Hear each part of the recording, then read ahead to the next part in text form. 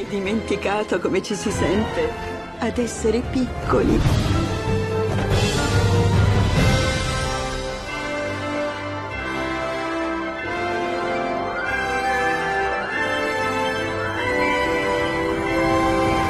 Things that I like about the movie is that it's set in a period like in Europe, but also in US. It's really tough, like the 1934, so the beginning of a new world war and the Great Depression in the US. And Mary Poppins is like a wind of spring in winter.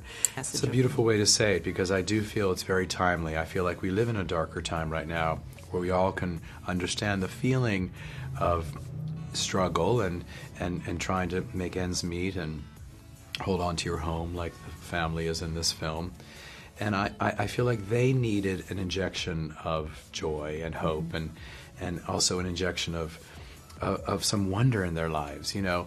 I think that's what the character brings. I mean, the books have it all throughout the books about seeing life from a child's point of view and how important that is to adults, also to children, to let them be children, not grow up too fast, but also to have adults experience life through a child's eyes and remember that joy that you had.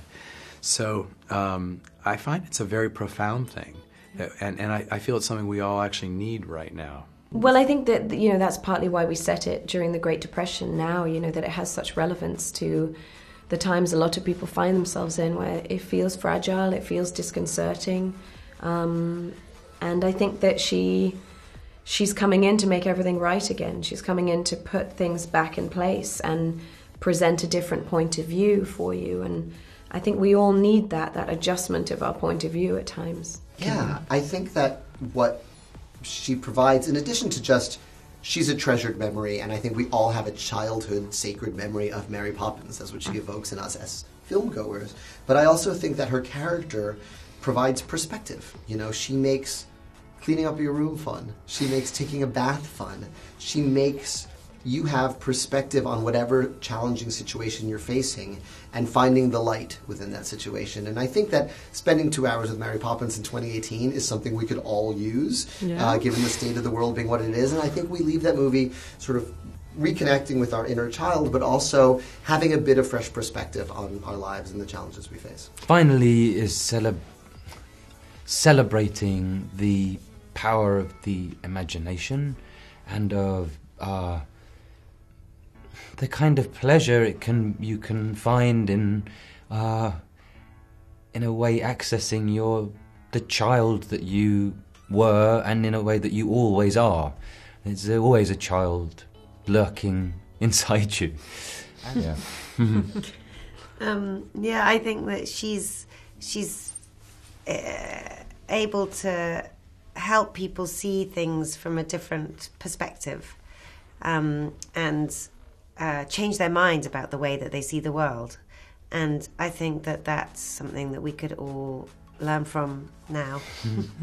And how does it make you feel that probably the young generation will see you as the first Mary Poppins, because maybe they didn't see the first one? Oh, it's awesome. It's very special. It's very cool. And did you get the chance to... I know that the characters are really different, but they are the wingman in a certain way of the Mary Poppins. The wingman is a great way of putting it. And did you have the chance to speak with Dick Van Dyke about, I don't know, did he give you some tips about... I didn't get to work with Dick Van Dyke, but I was almost I couldn't process the fact that I was actually in a Mary Poppins movie with him. So I talked to him about everything except Bert and Jack. I talked to him about Bye Bye Birdie, his Broadway debut and one of my first roles in elementary school. I talked to him about the Dick Van Dyke Show. I talked to him about Mary Tyler Moore, about Cheetah Rivera, pretty much everything except Bert and Jack.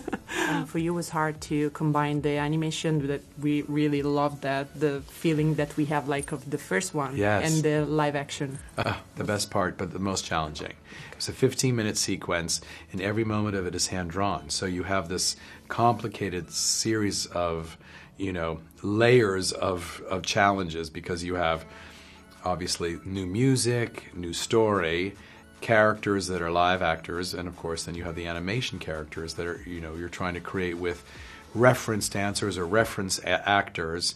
Of course, and on top of that there's visual effects and children you're dealing with, and locations. How do you pull it all together? It was a very complicated sequence, but I will say it's so rewarding to see it. I mean, the artwork up there, you know, from these beautiful hand-drawn animators who do all that incredible work where they, you know, draw a frame and then flip and draw. I mean, it's quite beautiful, and it's really quite magical, actually, to see it all put together. I agree with you. Tutto è possibile. Persino l'impossibile. Andiamo.